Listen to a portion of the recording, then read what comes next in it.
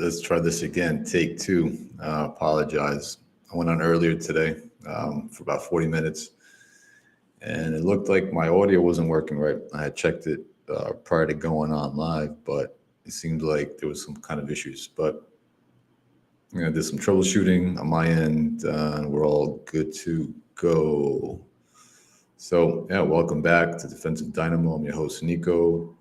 And on today's show, we'll be going over my top 5 defensive backlines for both the Copa America happening in the United States and the Euros that's happening in Germany, right?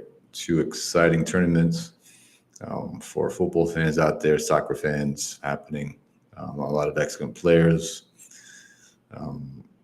performing in both tournaments.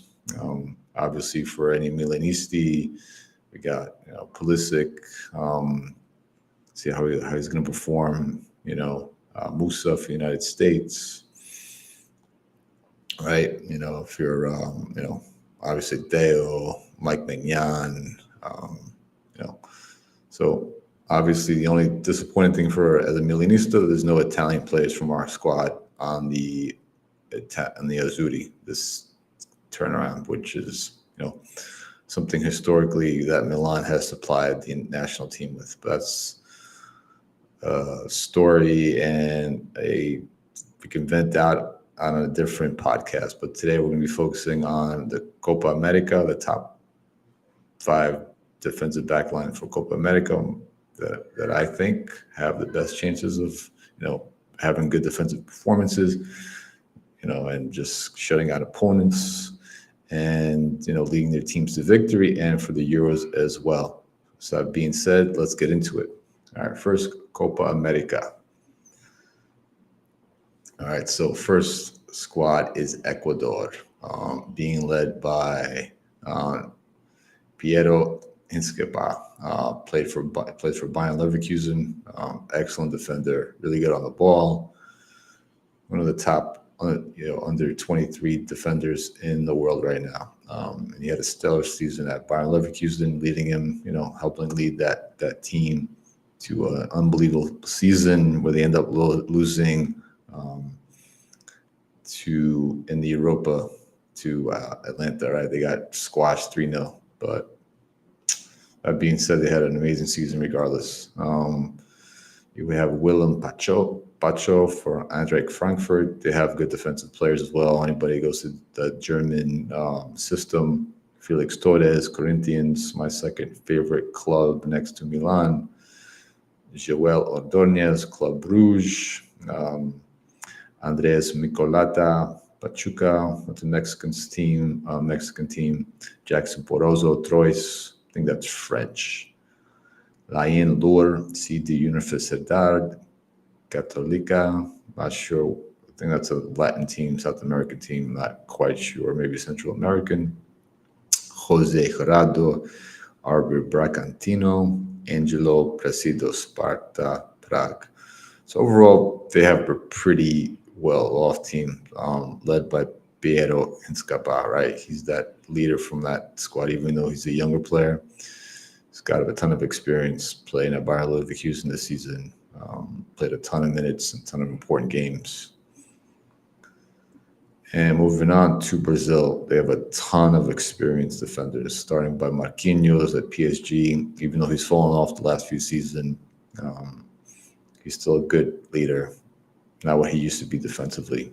Danilo from Juventus, Eder Militao from Real Madrid. They just won another Champions League trophy.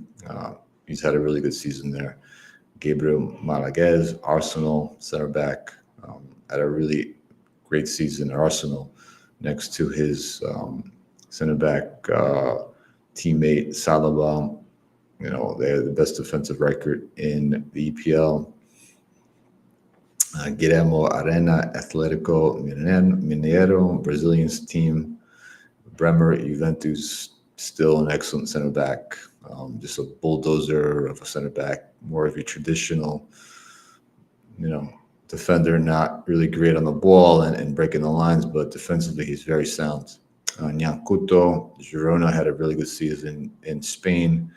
Lucas Baraldo at PSG. Honestly, he's one of the weakest links here. I know a lot of people are high on this kid, but just watching him in a few games during the friendlies, he he's slow. He's not the most athletic, gifted player out there. I'm sure he has a lot of really good attributes, but he's still growing as a player. And Wendell from Porto, who used to play under Conceição. Moving on to Uruguay, Matias Vinha, Flamengo. He's a decent defender. Flamengo's out of Brazil. Araujo from Barcelona. He's had a really good season, paired up next to Curbasao. Curbasao is another upcoming stud of a center back, right, out of that Barcelona system. Mateus Oliveira, Napoli. He's well schooled in the Italian way of defending. Guillermo Vieira out of Flamengo. Sebastian Carceres, America, one of the biggest teams in Mexico. Bruno Mendes, Granada. Lucas Oloza, Graza Norda. Not familiar with that team at all. Couldn't tell you where they're from. No idea. Nicolas Marichal, Dinamo Moscow, and leading the charge, Jose Maria Jimenez, experienced defender, Atletico Madrid, schooled under our boy over there, Atletico Madrid, right? Good defensive team overall, Atletico Madrid. Good. Even though they struggled in La Liga, they made a good run in the Champions League, right, under Simeone. And then we have the good old USA. We got Cameron Carter-Vickers, Celtic. That's a big club in Europe. Christopher Lund Palermo. I think they're sitting in Serie A B, if I believe. I don't think they're in Serie A. I know Como got promoted this year. Mark McKenzie, Jenk, Shock, Moore, Nashville. That's a MLS squad. Tim Ream, Fulham. Chris Richards, Crystal Palace. So out of all these players on this team on the defensive side, Chris Richards is my favorite player. Another athletic center back. Crystal Palace is a good place for him to develop, I think, as well. I think he was in Germany prior, so he's, was, developed the right way under that German system. It just has a history of developing really sound defensive players overall, right? We have Jedi Robinson, Fulham, Miles Robinson, Cincinnati, and Joe Scally, who plays in Germany with Borussia Mönchengladbach.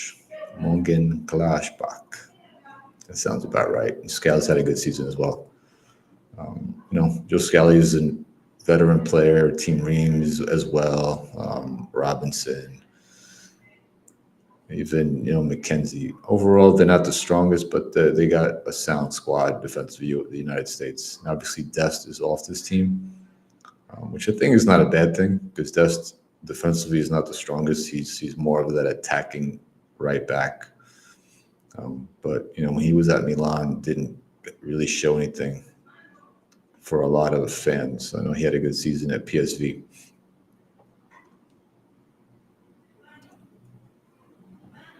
And then we got Paraguay.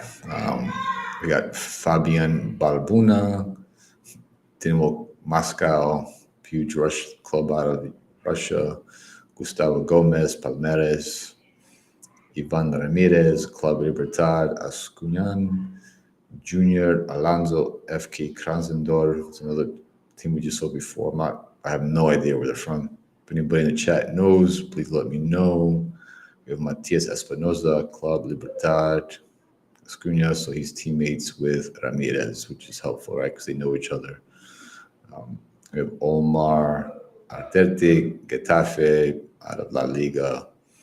Spain has, they're known to have good defensive sound teams as well. And Robert Rojas, Vasco da Gama. So I said for the top five in Copa America. Um, Out of this list, the top two clubs is Ecuador and then Brazil. I mean, Brazil's just stacked with really, experienced defenders, athletic defenders like Couto, Jan Couto. Wendell's pretty well, and um, Gabriel Malaguez playing that center back position.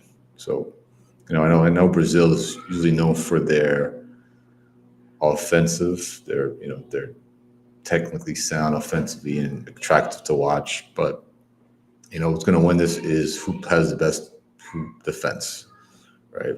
Just like any other tournament, or if you don't have a sound defensive team, it's can shut out the opponents when needed. You're going to lose.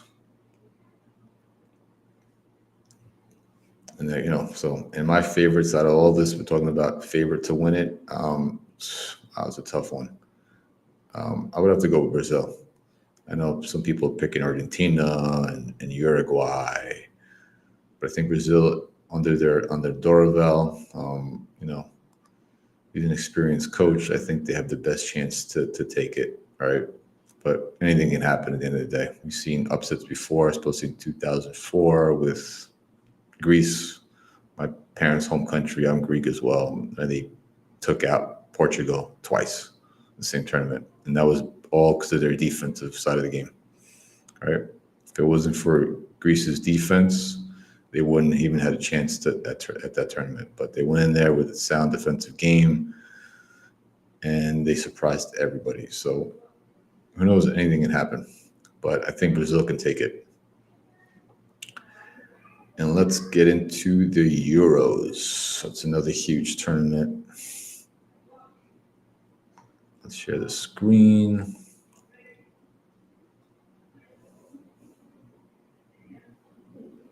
There we go.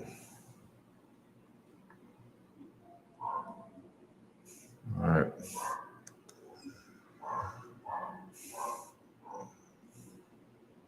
So first up is Germany. Under Nagelsmann. Ter Stegen's there, but you got Neuer too. Both experienced keepers. Even Neuer, even though he made a mistake yesterday, still has it. He made a mistake. He didn't have his best game against Greece yesterday. But Ter Stegen as well as an experienced keeper. That's going to be helpful. Got Kimmich, Rudiger, experienced center back. And we have Jonathan Tah looks like it might be starting alongside Rudiger. He's had a good season, but man, let me tell you, that boy struggled yesterday against Greece. I don't know if he just nerves or what, but there was a time during that game in the first half where it was still 0-0, even though it was a friendly. He just turned the ball over, for whatever reason. He had some pressure on him, but he made the wrong decision. Started going back to the keeper or doing something else with the ball, or taking an extra touch and finding space. Turned it over. Greece countered in a really dangerous spot on the field, and they scored a goal. So that's a big no-no. We got Rome, but player that's not on the starting lineup is Schlotterbeck out of Borussia Dortmund. He had an excellent season. He's another, for me, one of my favorite center backs in the game currently as well. Schlotterbeck. He's had an excellent season, and he's just has a really good game overall. So if Germany, Nagelsmann decides to go that route, they're going to be tough to beat, all right? Tough to score on. So they're really strong in the back line. Second, Spain, Porro, Laporte, Norman, Grimaldo, Rodri. Not as strong as Germany's, but experienced nonetheless. All right.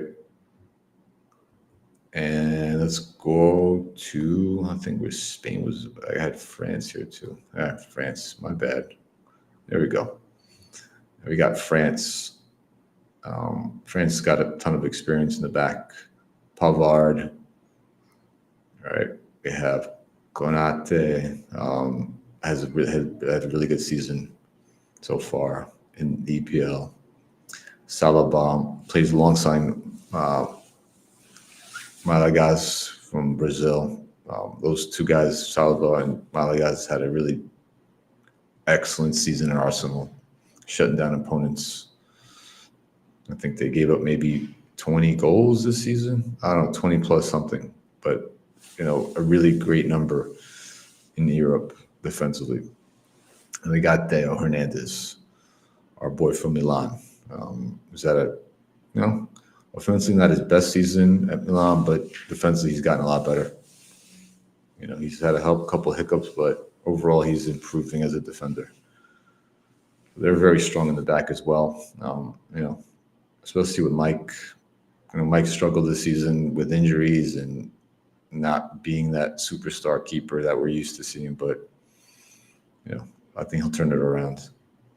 Then we got England, Walker, speed demon, right back. Not great defending in open space, but 1v1, he's really tough to beat. Stones, experienced. Maguire, actually, he's had a decent season, even though he's known to make the highlight reels for all the wrong reasons. Shaw and Alexander Arnold. Shaw's not bad either. They're England's. They've had good defenders over the years, like John Terry and Stam, and well, John Terry because he's British, so let's stick with that. Right, he's English. So they've had it, and don't have that history of developing great defensive players like, say, Italy or Germany, but they do have a decent defensive squad here.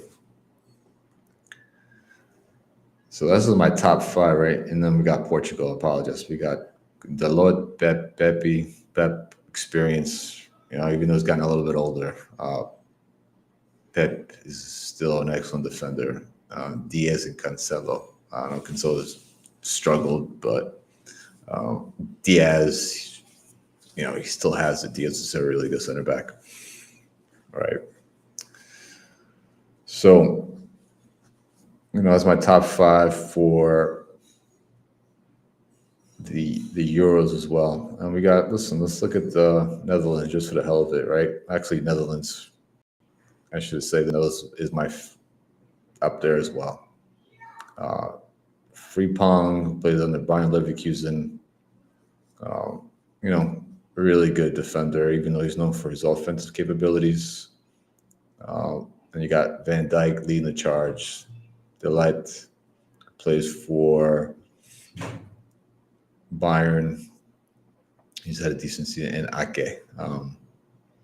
Ake plays for Man City, and he's getting better defensively, even though he's good on the ball as well. So this is a toss-up. Germany with their squad and with Kimmich and Schlotterbeck. And then you got the Netherlands with Van Dijk, even though Van Dijk's gotten a little bit older at the stage of his game, right? He's got to be, he's still a force to be reckoned with in the center back, and he's a good leader as well. And you got Delight as well. He's an experienced player under, playing in Germany. So with that being said, the Euros, my pick for the best defensive team is a toss-up between the Netherlands and Germany. Depending on what the starting lineups are. But, offensively, for the Netherlands, they're going to struggle, I think. They don't have those superstars players that they used to. But if their defense can hold teams in check and, and play a really sound defensive game, they're going to be all right, the Netherlands. But, in terms of the top defensive back lines, it's Netherlands and Germany for me in the Euros. And for Copa America, once again, it's, Ecuador and Brazil. Those two are stacked too. So, at the end of the day, it's going to be going to come down to whose teams are playing the best defensive games, right? That's going to tell you who's going to win these tournaments and lead the charge, because there's going to be times where your offense is going to struggle, and you're going to depend on your defense holding the other teams in check as well. All right, so those are my picks. In terms of winning the Euros, getting to that, Netherlands does have a chance. I think France is going to take it. I really do. I just see them too much firepower. Maybe Germany as well. It's possible. I think it's a toss between Germany and France, being that Germany is playing at home. But it'll be interesting because Nagelsmann, that's, I think, his first major tournament. So, it's a lot for a younger coach, a lot of those personalities on the team. But, he's got Kroos too in the midfield. It's going to help him. But either France or Germany is going to win the Euros. And for Copa, I'm going with Brazil. But like I said, it all depends on which team shows up defensively day in and day out during this tournament. All right. And what I'm curious to see as well is how these teams are going to be set up defensively. We're definitely not going to see any low blocks. I can't see that. It's not something these teams are not known for. It's not like in Serie A where you have these mid-level teams or lower clubs playing low block and trying to hit you on a counter. But I could definitely see mid blocks being used by these coaches and high press. But if you're going to high press, you're not high pressing for 90 minutes, especially in a tournament setting. Being that, you're putting a lot of stress on your players, asking them to press either man-to-man or zone or a mixture of the two, which we're seeing a lot more nowadays. That takes a load, and you're risking injuries, right, during these tournaments. So a mid-block is the way to go, or a mixture as well. You might see teams go back and forth, mix it up between, a high press for the first 15, 20 minutes, for example, and then change it to a mid-block, right? And we're seeing more and more mid-blocks as well. The Jenna pressing, that's getting away from a lot of German teams, and that's something they were known for a long time. But even German teams that were, had that in their DNA, teams like,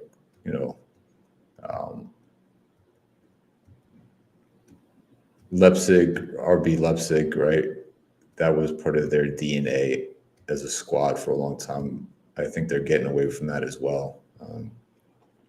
I think we're seeing more and more players getting injured, and it's just a high load for players. And look what happened with Real Madrid. To Champions League, we saw a lot of really good mid blocks by teams. Teams like Porto played a really good mid block against Arsenal, and we saw that with Real Madrid in that second leg against Man City. A little bit of a backstory behind that. So Carlos' son, he's the assistant coach from Real Madrid. He was in charge of a lot of the technical stuff now, but he was in charge of putting the game plan defensively for that game.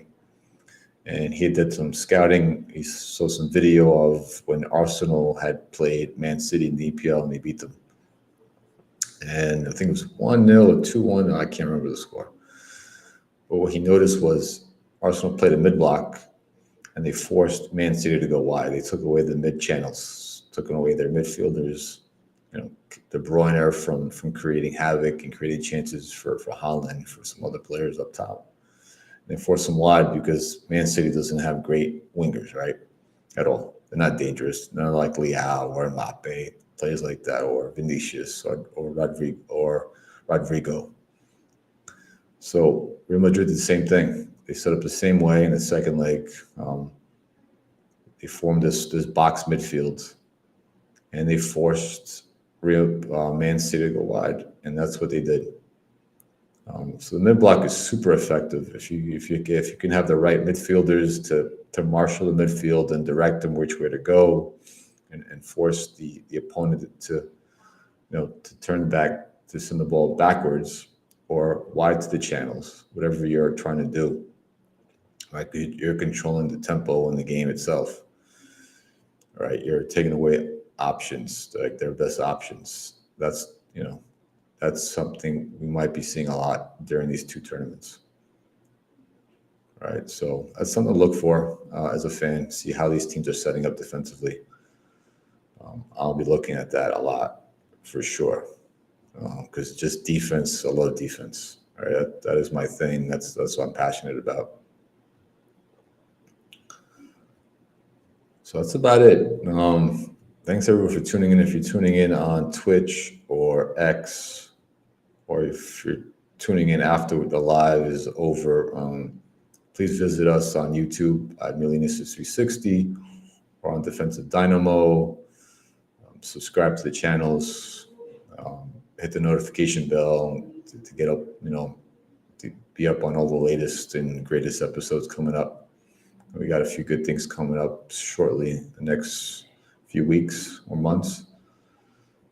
Especially one for the fellow Milanistas out there. We're going to be putting together a panel of other Milanistas out there from various podcasts, and talking about the summer mercato, right? Our review, our thoughts about the players that Milan have signed at that point, whenever that summer mercato window is completed, all right? And get our thoughts and maybe get into a few arguments as well, right? Some heated discussions. And for that one, plan on having a lot of really good guests from various channels like MLM podcast on Spotify. That's with Max Lombardia and Gino. They were on our Milanista360 twice. And we were on their show recently with my co-host Shane. And we talked about, we gave out grades on Milan's season and players. And then hopefully get somebody from Milan Weekly Podcast, MWP. Hopefully Gio. If you're out there, Gio, listening, we'd love to have you on that panel come in the next few months, one or month or so, once the summer mercato has completed, and a few other people as well. So keep an eye out for that. It's going to be a really good show. Like I said, there might be some heated debates on there as well. So that should be all right. It should be fun. All fun. And that's it. And I'll be actually open up the hotlines now. We pop that across the screen. So here's your chance. Everybody's tuning into the show. If you have anything you want to talk about the upcoming Euros, Copa America, who you think's going to win it all, and either tournament, any feedback up at the show, or anything related to Milan, all right, or football itself, hit me up. Let me hit that. Hold on. There we go. It's 1-862-201-4445. Once again, 1-862-201-4445. Hotlines are open now. All right, so you have your 10, 20, 30-second minute of fame on the show. All right.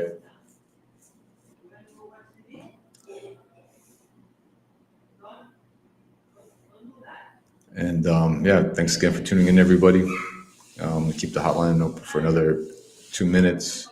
Meantime, if you're just tuning in, we went over the Copa America top 5 backlines. And that my top 2 teams for that tournament defensively is Ecuador and Brazil. I'm taking Brazil to win it all. And for the Euros, Netherlands back line is strong, and the second one is Germany. And the favorites to win that one, the Euros, I got a toss up between Germany and France. And and for me, it's about defense. Right? Whatever countries have the best defensive tournaments, games, they're gonna take it from me. All right, because defense wins championships, not offense. Okay, let's get it straight. All right, I keep seeing how about we keep Formulanistas out there talking about signing Xerxes and signing Zerky and getting another striker and this and that, and Fonseca, plays attractive football, but let's not forget when Milan won the Scudetto a few seasons ago, it was based on our defensive stats. It was the way we played defense, not scoring a ton of goals. All right, you had your chance.